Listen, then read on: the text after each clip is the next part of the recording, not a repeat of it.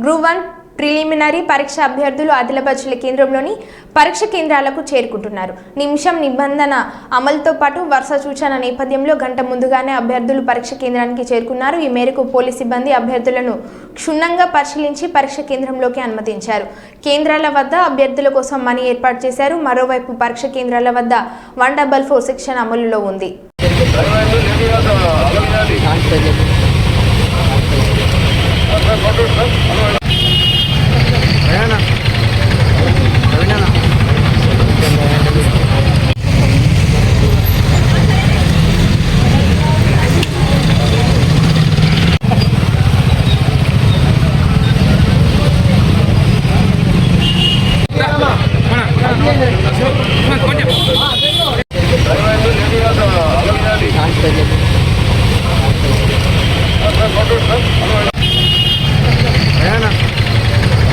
Revena.